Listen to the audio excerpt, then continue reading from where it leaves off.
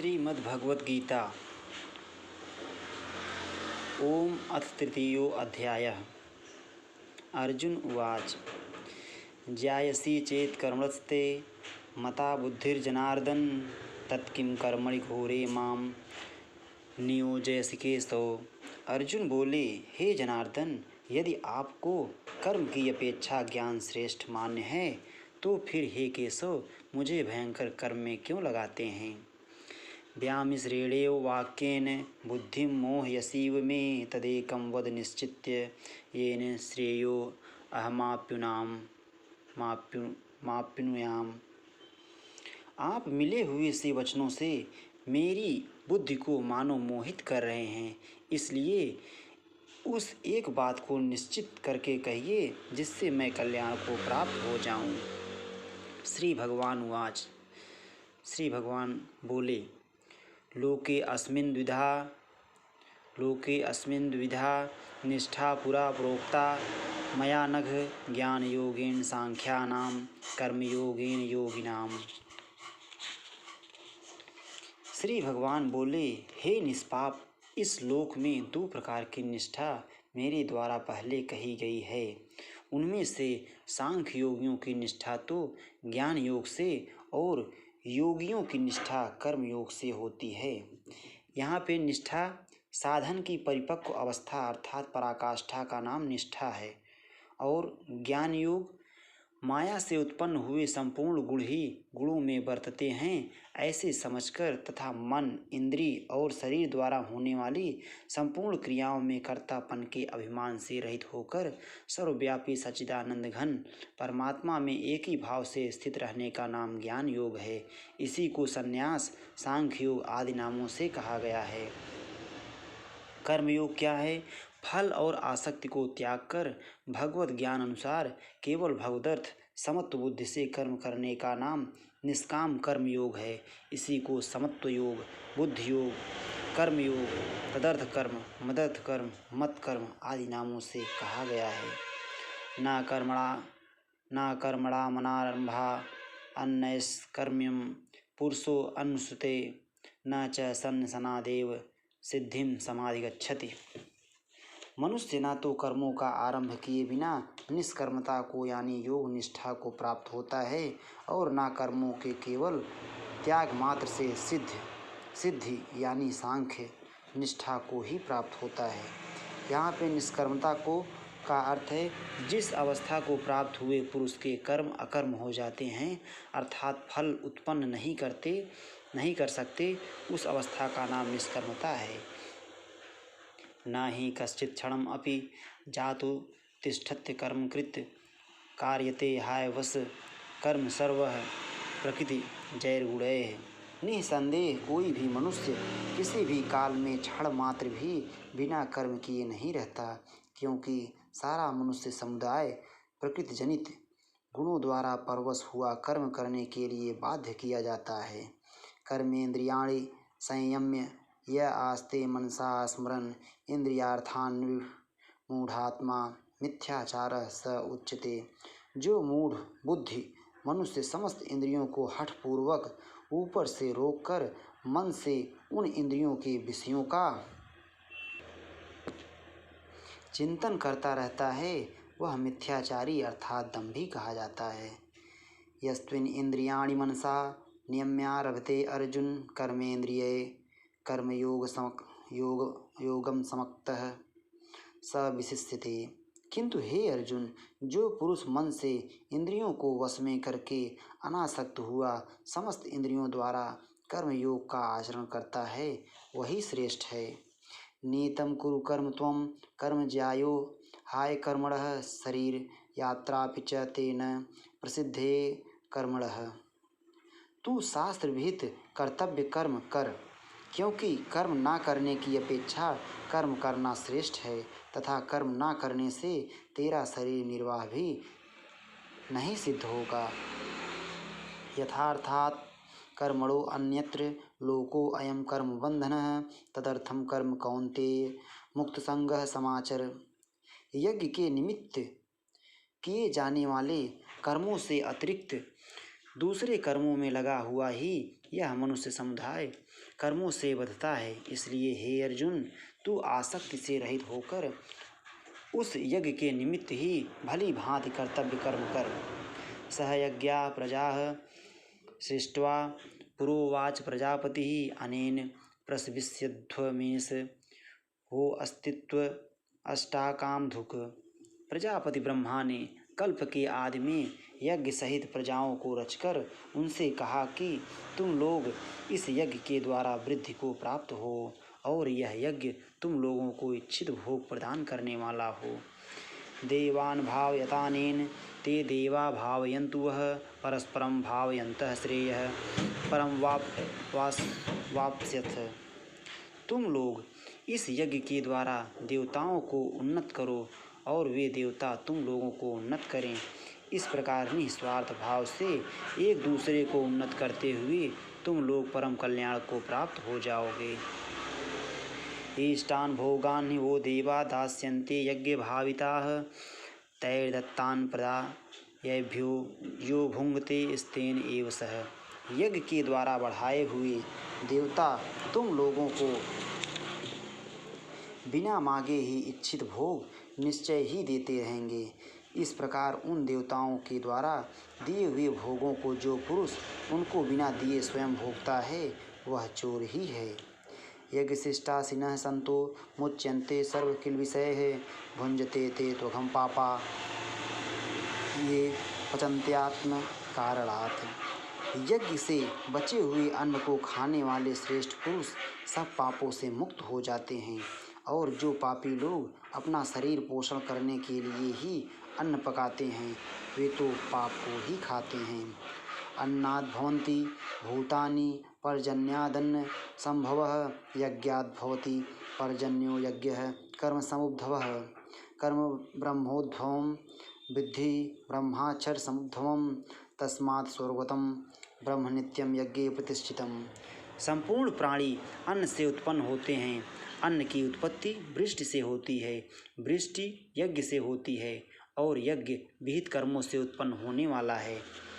कर्म समुदाय को तू वेद से उत्पन्न और वेद को अविनाशी परमात्मा से उत्पन्न हुआ जान।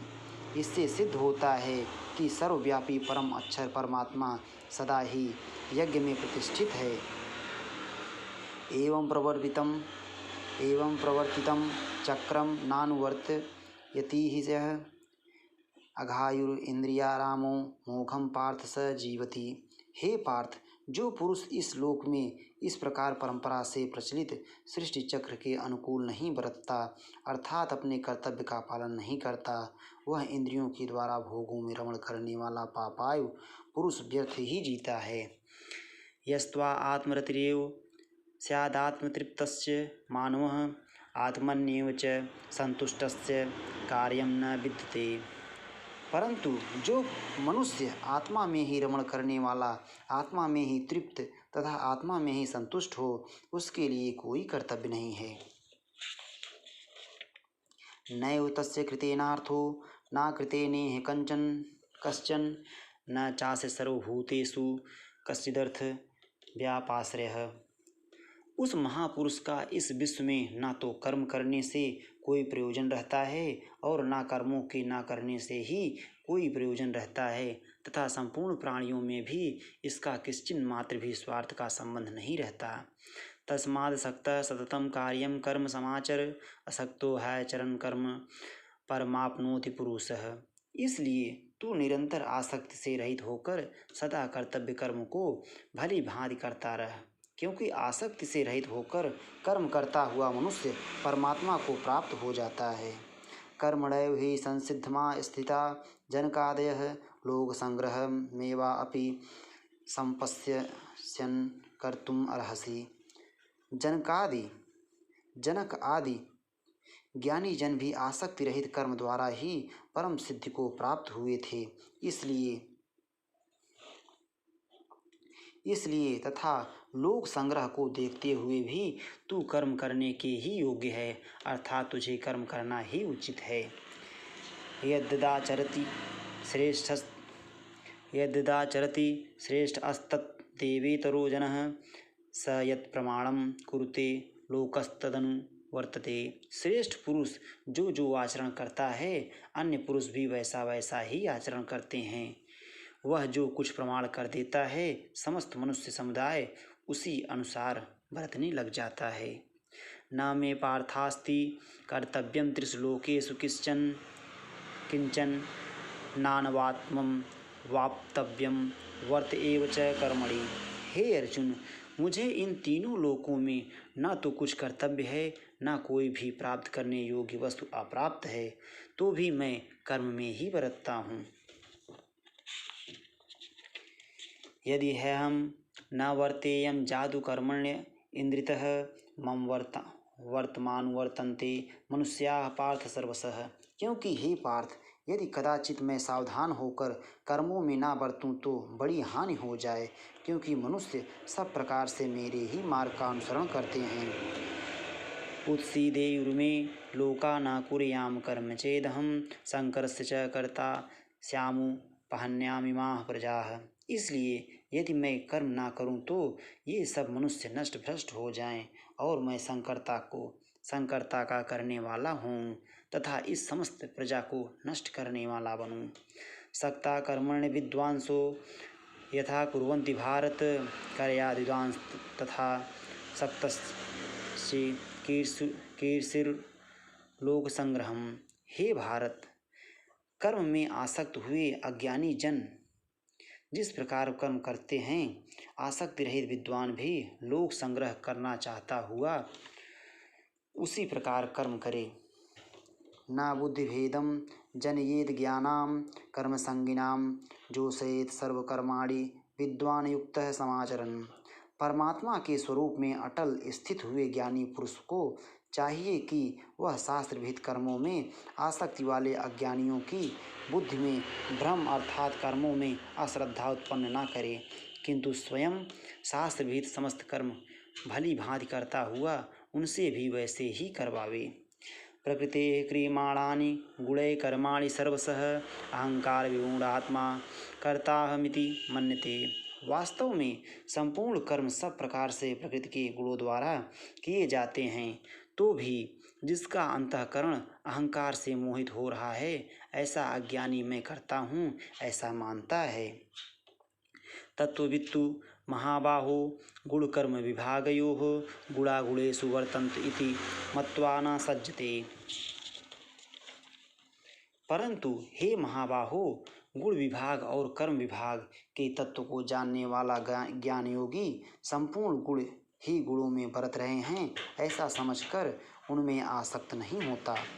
यहाँ पर कर्म विभाग का मतलब है त्रिगुणात्मक माया के कार्य रूप 5 महाभूत और मन, बुद्धि, अहंकार तथा 5 ज्ञानेंद्रियाँ, 5 कर्मेंद्रियाँ और शब्दादि 5 विषय, इन सब के समुदाय का नाम गुण विभाग है और इनकी परंपरा की चेष्टाओं का नाम कर्म विभाग है। और तत्व का अर्थ है उपर्युक्त गुण विभाग और कर्म विभाग से आत्मा को पृथक अर्थात निर्लेप जानना ही इनका तत्व जानना है। प्रकृतेर गुण सम्मूढ़ाः सज्जन्ते गुणकर्मसु तान् कृत्सन् विदो मंदान् कृत्सन् भिन्न विचालयेत्। प्रकृति के गुणों से अत्यंत मोहित हुए मनुष्य गुणों में और कर्मों से आसक्त रहते हैं। उन पूर्णतया न समझने वाले मंद बुद्धि अज्ञानियों को पूर्णतया जानने वाला ज्ञानी विचलित ना करे। मयि सर्वाणि कर्माणि सन्नस्याध्यात्मचेतसा निराशीर्निर्ममो भूत्वा युद्धस्व विगतज्वरः। मुझ अंतर्यामी परमात्मा में लगे हुए चित्त द्वारा संपूर्ण कर्मों को मुझ में अर्पण करके आशा रहित, ममता रहित और संताप रहित होकर युद्ध कर। ये मे मतमिदं नित्यमनु तिष्ठन्ति मानवाः श्रद्धावन्तो अनसूयन्तो मोच्यन्ते ते अभिकर्मभिः। जो कोई मनुष्य दोष दृष्टि से रहित और श्रद्धायुक्त होकर मेरे इस मत का सदा अनुसरण करते हैं वे भी संपूर्ण कर्मों से छूट जाते हैं। ये त्वेदभ्य सूयन्तो नानुतिष्ठन्ति मे मतं सर्वज्ञान विमूढ़ांस्तथा अन्विद्धि नष्टान चेतसः। परंतु जो मनुष्य मुझ में दोषारोपण करते हुए मेरे इस मत के अनुसार नहीं चलते, उन मूर्खों को तू संपूर्ण ज्ञानों में मोहित और नष्ट हुए ही समझ। सदृशं चेष्टते स्वस्याः प्रकृतेर्ज्ञानवान् अपि प्रकृतिं यान्ति भूतानि निग्रह किं करिष्यति। सभी प्राणी प्रकृति को प्राप्त होते हैं, अर्थात अपने स्वभाव के परवश हुए कर्म करते हैं। ज्ञानवान भी अपनी प्रकृति के अनुसार चेष्टा करता है, फिर इसमें किसी का हठ क्या करेगा। इंद्रियस्य इंद्रियस्यार्थे रागद्वेषौ व्यवस्थितौ त्योर्न वशमागच्छेत्तौ हास्य परिपंथिनो। इंद्री के अर्थ में अर्थात प्रत्येक इंद्री के विषय में राग और द्वेष छिपे हुए स्थित हैं। मनुष्य को उन दोनों के वश में नहीं होना चाहिए, क्योंकि वे दोनों ही इसके कल्याण मार्ग में विघ्न करने वाले महान शत्रु हैं।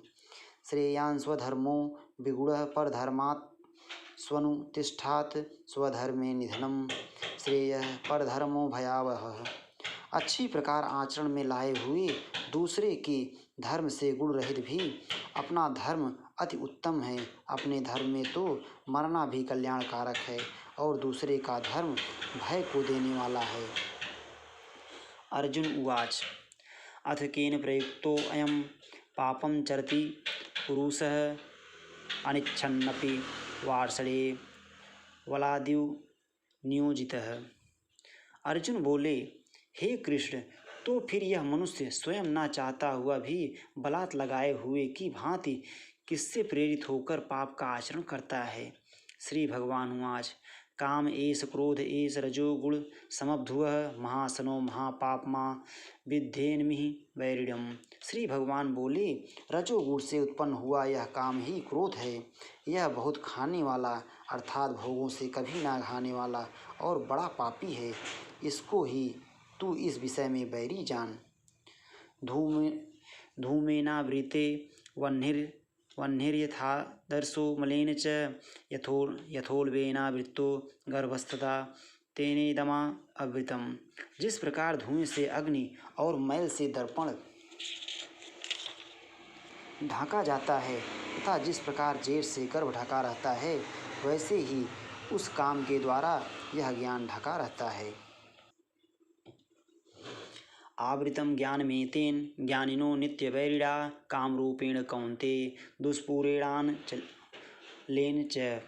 और हे अर्जुन, इस अग्नि के समान कभी ना पूर्ण होने वाले काम रूप ज्ञानियों के नित्य वैरी के द्वारा मनुष्य का ज्ञान ढका हुआ है। इंद्रियाणि मनो बुद्धिरस्या अधिष्ठानमुच्यते एतैर्विमोह्यत्येष ज्ञानमावृत्य देहिनम्। इंद्रियां, मन और बुद्धि ये सब इसके वासस्थान कहे जाते हैं। यह काम इन मन, बुद्धि और इंद्रियों के द्वारा ही ज्ञान को आच्छादित करके जीवात्मा को मोहित करता है। तस्मात् त्वमि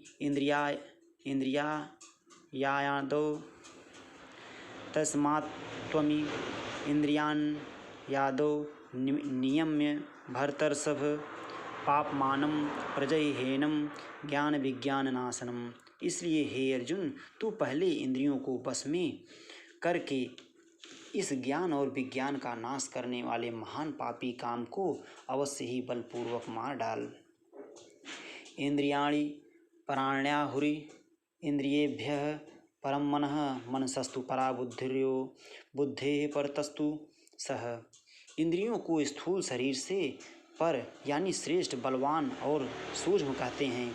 इन इंद्रियों से पर मन है और मन से भी पर बुद्धि है, और जो बुद्धि से भी अत्यंत पर है वह आत्मा है। एवं बुद्धि परम बुद्ध्वा संस्तभ्यात्म आत्मानमात्मना जय शत्रुम महाबाहो काम रूपम दुरासदम। इस प्रकार बुद्धि से पर अर्थात सूक्ष्म, बलवान और अत्यंत श्रेष्ठ आत्मा को जानकर बुद्धि के द्वारा मन को बस में करके हे महाबाहो, तू इस काम रूप दुर्जय शत्रु को मार डाल। ओम तत्सदिति श्रीमद्भगवद्गीतासूपनिषत्सु ब्रह्मविद्यायां योगशास्त्रे श्रीकृष्ण अर्जुन संवादे कर्मयोगो नाम तृतीयोऽध्यायः। राधा वल्लभ श्री हरिवंश।